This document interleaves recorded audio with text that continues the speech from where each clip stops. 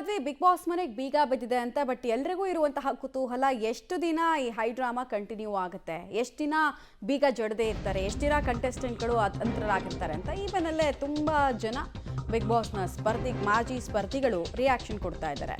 ರೂಪೇಶ್ ರಾಜಣ್ಣ ಕೂಡ ಪ್ರತಿಕ್ರಿಯೆ ಕೊಟ್ಟಿದ್ದಾರೆ. ಬಿಗ್ ಬಾಸ್ ಕ್ಲೋಸ್ ಆಗಿರೋದ್ರಿಂದ ಸಹಜವಾಗಿ ಬಹಳ ನೋವಾಗಿದೆ ಅಂತ ಅವರು ಮಾತಾರಂಭಿಸಿದ್ದಾರೆ. ಸ್ಪರ್ಧಿಗಳು ತುಂಬಾ ಕನಸನ್ನ ಹೊತ್ಕೊಂಡು ಬಂದಿರ್ತಾರೆ. ಆದಷ್ಟು ಬೇಗ ಬಿಗ್ ಬಾಸ್ ಶೋ ಆರಂಭ ಆಗಬೇಕು ಅಂತ ಅವರು ಅಪೇಕ್ಷೆ ಪಡ್ತಾ ಇದ್ದಾರೆ. ಅಪೇಕ್ಷೆ ಪಡಬಹುದು, ಆಗ್ರಹಿಸಕ್ಕಾಗಲ್ಲ. ಏಕೆಂದ್ರೆ ಅಂತಿಮವಾಗಿ ಡಿಸೈಡ್ ಮಾಡೋದು ಕೋರ್ಟು. ಅವ್ರು ಏನು ಹೇಳಿದ್ದಾರೆ ಬನ್ನಿ ಕೇಳಿಸ್ಕೊಳ್ಳೋಣ. ಕರ್ನಾಟಕ ರಾಜ್ಯ ಮಾಲಿನ್ಯ ನಿಯಂತ್ರಣ ಮಂಡಳಿಯ ನಿಯಮಗಳನ್ನು ಉಲ್ಲಂಘನೆ ಮಾಡಿರುವಂತಹ ಕಾರಣಕ್ಕಾಗಿ ಬಿಗ್ ಬಾಸ್ ಮನೆಗೆ ಬೀಗವನ್ನು ಹಾಕಲಾಗಿದೆ. ಈಗ ಬಿಗ್ ಬಾಸ್ ಸ್ಪರ್ಧಿಗಳನ್ನು ರೆಸಾರ್ಟ್ಗೆ ಶಿಫ್ಟ್ ಮಾಡಲಾಗಿದೆ. ಈಗ ಪಬ್ಲಿಕ್ ಟಿವಿ ಜೊತೆ ಮಾತನಾಡೋದಕ್ಕೆ ಮಾಜಿ ಸ್ಪರ್ಧಿ ರೂಪೇಶ್ ರಾಜಣ್ಣ ಅವರಿದ್ದಾರೆ. ಮಾತನಾಡಿಸ್ತಾ ಹೋಗೋಣ. ಸರ್, ಈ ವಿಚಾರದ ಬಗ್ಗೆ ತಮ್ಮ ಫಸ್ಟ್ ರಿಯಾಕ್ಷನ್? ನಿಜಕ್ಕೂ ಬಹಳ ಇದು ಆಶ್ಚರ್ಯವಾದಂಥ ಒಂದು ಸುದ್ದಿ ನಮ್ಮ ಕಿವಿಗೆ ಬರ್ತಿದ್ದಂಗೆ. ನೆನ್ನೆನೇ ಇದ್ರ ಬಗ್ಗೆ ಒಂದಷ್ಟು ಸುದ್ದಿ ಹರಿದಾಡ್ತಾ ಇತ್ತು, ಬಿಗ್ ಬಾಸ್ ಮನೆ ಬಂದಾಗುತ್ತೆ, ನಾವು ಇದೇನಕ್ಕೆ ಸುಮ್ಮನೆ ಬಂದಾಗುತ್ತೆ ಅಂತಂತ ನಮಗೆ ಆಶ್ಚರ್ಯ ತರಿಸಿತ್ತು. ಆದರೆ ಇವತ್ತು ಆ ಒಂದು ತ್ಯಾಜ್ಯ ನಿರ್ವಹಣೆಗೆ ಸಂಬಂಧಪಟ್ಟಂಥ ಒಂದಷ್ಟು ನಿಯಮಾವಳಿಗಳನ್ನು ತಪ್ಪು ಮಾಡಿದ್ದಾರೆ ಆ ವಿಚಾರದಲ್ಲಿ ಅಂತಂತ ಗೊತ್ತಾಗಿ ಇವತ್ತು ಬಿಗ್ ಬಾಸನ್ನೇ ಬೀಗ ಹಾಕಿರ್ತಕ್ಕಂಥದ್ದು ಬಹಳ ನೋವಾಯಿತು ನಮಗಂತೂ. ಇನ್ನೊಂದೇನು ಅಂತಂದ್ರೆ, ಒಬ್ಬ ಮಾಜಿ ಸ್ಪರ್ಧಿಯಾಗಿ ನಮ್ಮ ಶೋ, ನಾವು ಭಾಗವಹಿಸಿದಂಥ ಒಂದು ಶೋಗೆ ಈ ರೀತಿಯ ಒಂದು ಬೆಳವಣಿಗೆ ನಿಜಕ್ಕೂ ನೋವಾಗ್ತಾ ಇದೆ ಸರ್. ಅದನ್ನು ನೆನೆಸ್ಕೊಳ್ಳೋಕ್ಕೂ ಒಂಥರ ಬೇಜಾರಾಗುತ್ತೆ ನಮಗೆ. ಈ ಬಾರಿಯ ಸ್ಪರ್ಧಿಗಳು ಸುಮಾರು ಒಂದು ಕನಸನ್ನು ಕಟ್ಕೊಂಡಿದ್ರು, ಏನೋ ಒಂದು ರಾಜ್ಯದ ಜನರ ಮುಂದೆ ಅವರವರ ಟ್ಯಾಲೆಂಟನ್ನು ಎಕ್ಸ್ಪೋಸ್ ಮಾಡಬೇಕು ಅನ್ನುವಂಥದ್ದು ಇತ್ತು. ಆದರೆ ಆಡಳಿತ ಮಂಡಳಿ ಮಾಡಿರುವಂಥ ಎಡವಟ್ಟು ಅಥವಾ ರೂಲ್ಸ್ಗಳನ್ನು ಫಾಲೋ ಮಾಡ್ತಾ ಇರಲಿಲ್ಲ. ಹಾಗಿದ್ರೂ ಕೂಡ ನೋಡ್ಕೊಳ್ಳೋಣ ಅನ್ನುವಂಥ ಮನಸ್ಥಿತಿನೋ ಗೊತ್ತಿಲ್ಲ. ಆದರೆ ಭವಿಷ್ಯ ಮತ್ತು ಒಂದು ರೀತಿಯಲ್ಲಿ ಆ ಒಂದು ಕನಸನ್ನು ಕಟ್ಕೊಂಡು ಹೋಗಿದ್ರಲ್ಲ, ಆ ಸ್ಪರ್ಧಾರ್ಥಿಗಳಿಗೆ ಒಂದು ರೀತಿಯಲ್ಲಿ ಇದು ಹಿನ್ನಡೆ ಅಥವಾ ಒಂಥರ ಕುಗ್ಗಿಸುವಂಥದ್ದು, ಮಾನಸಿಕವಾಗಿ ಆತ್ಮಸ್ಥೈರ್ಯ ಕಳ್ಕೊಳ್ಳುವಂಥದ್ದು, ಆ ಥರದ್ದು ಏನಾದರೂ ಆಗ್ತಾ ಇದೆನಾ ಅಂತ.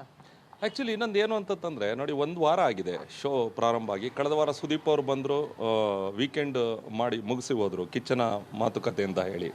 ಒಂದು ವಾರದಲ್ಲಿ ಸ್ಪರ್ಧಿಗಳು ಏನು ತುಂಬ ಕನಸುಗಳನ್ನ ಇಟ್ಕೊಂಡು ನಾವು ಆಯ್ಕೆಯಾಗಿದ್ದೀವಿ, ಏನೋ ಒಂದು ಆಗುತ್ತೆ ಅಂತಂತ ಬಂದಿರ್ತಾರೆ. ಈ ರೀತಿ ಯಾರೋ ಒಬ್ಬರು, ಆ ಜಾಲಿಡೇ ಸ್ಟುಡಿಯೋಸ್ ಅವ್ರ ತಪ್ಪ ಅಥವಾ ಬಿಗ್ ಬಾಸ್ ಮ್ಯಾನೇಜ್ಮೆಂಟಲ್ಲಿ ಇರ್ತಕ್ಕಂಥ ಯಾರೋ ಒಬ್ಬರು ತಪ್ಪ, ಇವರು ಸ್ವಲ್ಪ ಮೈ ಮರ್ತರ ಅಂದರೆ ನಾವೇನು ಮಾಡಿದ್ರು ನಡೀತದೆ, ತೊಂದರೆ ಇಲ್ಲ, ಏನು ನಾವು ಯಾರಿಗೆ ಬೇಕಾದರೂ ಹೇಳ್ಕೋಬೋದು ಅನ್ನೋ ರೀತಿ ಮೈ ಮರ್ತರ ಏನೋ ಗೊತ್ತಿಲ್ಲ. ಬಟ್ ಈಗ ಏನಾಗ್ತಾ ಇದೆ ಅಂತಂದ್ರೆ, ಒಟ್ಟಾರೆಯಾಗಿ ಸುಮಾರು ಒಂದು 600ರಿಂದ 700 ಜನ ಸುಮಾರು 3 ಶಿಫ್ಟಲ್ಲಿ ಕೆಲಸ ಮಾಡ್ತಾರೆ. ಅಲ್ಲಿ ತಂತ್ರಜ್ಞರು, ಕ್ಯಾಮ್ರಾ, 5-6 ಕೋಟಿ ಖರ್ಚು ಮಾಡಿ ಹೊಸ ಸೆಟ್ಟು ಸರ್ ಅಲ್ಲಿ ಹಾಕಿರೋದು. ಎಷ್ಟೋ ವೈಭವಪೇತವಾಗಿದೆ ಆ ಮನೆ. ಇವೆಲ್ಲವನ್ನು ನೋಡಿದಾಗ ದಿಢೀರಂತ ಇವೆಲ್ಲವೂ ಒಂಥರ ಏನೋ ಕಳ್ಕೊಂಡು ಒಂಥರ ಸ್ಮಶಾನ ಥರ ನೋಡಿದ ಈ ರೀತಿ ಭಾವನೆ ಅನ್ನಿಸ್ತಾ ಇರ್ತಕ್ಕಂಥದ್ದು ಭಾಳ ನೋವಾಯಿತು ಈ ವಿಚಾರದಲ್ಲಂತ ನಮಗೆ ಅದನ್ನು ಕಂಡು. ಬಟ್ ಈ ರೀತಿ ಆಗಬಾರ್ದಾಗಿತ್ತು. ಮತ್ತು ಕನಸು ಕೊಟ್ಕೊಂಡಿರ್ತಕ್ಕಂಥ ಆ ಅಭ್ಯರ್ಥಿಗಳು ದಿಢೀರಂತ ಆ ಬೆಳವಣಿಗೆ ನೋಡಿ, ಅಂದರೆ ಈಗ ಪೊಲೀಸವರು ಒಳಗಡೆ ಹೋಗ್ತಿದ್ದಂಗೆ ಅವರು ಅಂದ್ಕೊಂಡಿರ್ಬೋದು ಬಿಗ್ ಬಾಸ್ ಯಾವುದೋ ಹೊಸ ಟಾಸ್ಕ್ ಕೊಟ್ಬಿಟ್ಟಿದ್ದಾರೆ ಅಂತಂತ ಅಂದ್ಕೊಂಡಿದ್ದಾರೋ ಏನೋ ಗೊತ್ತಿಲ್ಲ. ಆದರೆ ಈ ರೀತಿಯ ಒಂದು ಬೆಳವಣಿಗೆಯಿಂದ ಅವರು ಹೊರಗಡೆ ಬಂದಿದ್ದಾರೆ. ನನ್ನ ಅನಿಸೋ ಪ್ರಕಾರ ಈಗ ನೆನ್ನೆ ಎಪಿಸೋಡ್ ನಡೆದಿರೋದ್ರಿಂದ ಇವತ್ತು ಟೆಲಿಕಾಸ್ಟ್ ಆಗಿದೆ. ಇವತ್ತದು ನಾಳೆಗೂ ಒಂದು ಎಪಿಸೋಡ್ ಇರ್ತದೆ. ನಾಳೆ ಅಟ್ಲೀಸ್ಟ್ ನಾಳೆ ಒಂದು ದಿನದ ಒಳಗಾಗಿ ಏನಾದ್ರು ಒಂದು ತೀರ್ಮಾನ ಆದರೆ ಸರ್, ಶೋ ಇನ್ನೊಂದು 2 ದಿನದಲ್ಲಿ ಮತ್ತೆ ಪ್ರಾರಂಭ ಆಗ್ಬೋದು. ಇಲ್ಲ ಅಂದರೆ ತುಂಬ ಕಷ್ಟ ಆಗ್ಬೋದು ಅನ್ಸುತ್ತೆ ಸರ್. ಸರ್, ಇದು ಕರ್ನಾಟಕದ ಅತಿ ದೊಡ್ಡ ರಿಯಾಲಿಟಿ ಶೋ. ಕರ್ನಾಟಕದ ಬಾದ್ಶಾ ಮಾತ್ರ ಅಲ್ಲ, ಭಾರತದ ಬಾದ್ಶಾ ಕಿಚ್ಚ ಸುದೀಪ್ ಅವರು ನಡೆಸಿಕೊಡುವಂತಹ ಜನಪ್ರಿಯ ರಿಯಾಲಿಟಿ ಶೋ. ಸೊ ಎಲ್ಲೂ ಕೂಡ ರೂಲ್ಸ್ಗಳನ್ನು ಬ್ರೇಕ್ ಮಾಡಬಾರ್ದು, ಎಲ್ಲೋ ಕೂಡ ಕಾನೂನಾತ್ಮಕವಾಗಿ ನಡೆಸಬೇಕು ಅನ್ನುವಂತಹ ನಿರ್ಧಾರ ಆಡಳಿತ ಮಂಡಳಿ ಮಾಡಬೇಕಾಗಿತ್ತು. ಯಾಕಂದರೆ ಈ ಹಿಂದೆ ಕೂಡ ಎಡವಟ್ಟನ್ನು ಮಾಡಿಕೊಂಡಿತ್ತು, ಒಂದಿಷ್ಟು ವಿವಾದಗಳನ್ನು ಕೂಡ ಸೃಷ್ಟಿ ಮಾಡಿಕೊಂಡಿತ್ತು. ಅದಾಗಿಯೂ ಕೂಡ ಮೈ ಮರೆತರು ಅನ್ನುವಂಥದ್ದು ಇಲ್ಲಿ ಮೇಲ್ನೋಟಕ್ಕೆ ಕಂಡು ಬರ್ತಾ ಇದೆ ಸರ್. ಮುಂಚಿತವಾಗಿ ಈ ಶೋ ಪ್ರಾರಂಭ ಆಗಬೇಕಾದ್ರೆ, ಈಗ ನಾವೇ ನೋಡಿ ಒಂದು ಯಾವುದಾದ್ರು ಒಂದು ಕಾರ್ಯಕ್ರಮ ಮಾಡಬೇಕಾದ್ರೆ, ಒಂದು ಕನ್ನಡದ ಕಾರ್ಯಕ್ರಮನೂ ಇನ್ನೊಂದು ಯಾವುದೋ ಒಂದು ಕಾರ್ಯಕ್ರಮ ಮಾಡಬೇಕು ಅಂತಂದರೆ ಪೊಲೀಸಿಂದ ಪರ್ಮಿಷನ್ ತಗೋತೀವಿ, ಜೊತೆಗೆ ಬಂದು ಯಾರು BBMP ಅವರಿಂದ ಪರ್ಮಿಷನ್ ತಗೋತೀವಿ, ಮತ್ತು ಯಾರು ಅಗ್ನಿಶಾಮಕ ದಳದಿಂದ ಪರ್ಮಿಷನ್ ತಗೋತೀವಿ. ಅಂದರೆ ಒಂದೊಂದು ಅನುಮತಿಯನ್ನು ತಗೊಂಡು KB ಅವರಿಂದ ಅನುಮತಿಗಳನ್ನ ತಗೋತೀವಿ. ಅದೇ ರೀತಿ ಬಿಗ್ ಬಾಸ್ ನಡೆಸಬೇಕಾದ್ರೆ ಕಳೆದ 10-11 ಸೀಸನ್ನಲ್ಲೂ ಆಗದೇ ಇರತಕ್ಕಂಥ ಈ ಮಿಸ್ಟೇಕ್ ಈ ಬಾರಿ ಯಾಕಾಯ್ತು? ಯಾಕೆ ನಿರಾಪೇಕ್ಷಣ ಪತ್ರಗಳನ್ನು ಅವರು ತೆಗೆದುಕೊಳ್ಳಿಲ್ಲ ಏನು ಸಂಬಂಧಪಟ್ಟಂಥ ಅಧಿಕಾರಿಗಳಿಂದ? ಅಥವಾ ಇದು ಜಾಲಿ ಡೇಸ್ ಏನು ಆ ಒಂದು ಸ್ಟುಡಿಯೋ ಇದಾರಲ್ಲ ಅವ್ರದ್ದು ತಪ್ಪ, ಅಥವಾ ಬಿಗ್ ಬಾಸ್ ಅವ್ರು ಏನಾದರೂ ಮೈ ಮರ್ತಾರೆ ಅದಕ್ಕೆ ಸಂಬಂಧಪಟ್ಟವ್ರು, ಯಾಕೆ ಇವೆಲ್ಲವನ್ನು ಫಸ್ಟೇ ಆಲೋಚನೆ ಮಾಡಿ ಇಂಥ ದೊಡ್ಡ ಶೋ ಇವತ್ತು ಸುದೀಪ್ ಸರ್ಗೆ ಎಷ್ಟು ಬೇಜಾರಾಗಿರಲ್ಲ ಅವರು. ಇದು ಕಳೆದ ಬಾರಿ ಆ ಥರ ಆದರೆ ಜೈಲ್ ಸೀನ್ಗಳೆಲ್ಲ ಆಗೋಯ್ತು ನಿಜವಾಗಿಯೂ. ಈ ವರ್ಷ ಈ ಥರ ಇದೇನಾಗ್ತಾ ಇದೆ ಅಂತ ಅವ್ರಿಗೂ ಅರಿವು ಬರ್ತಾ ಇಲ್ಲ.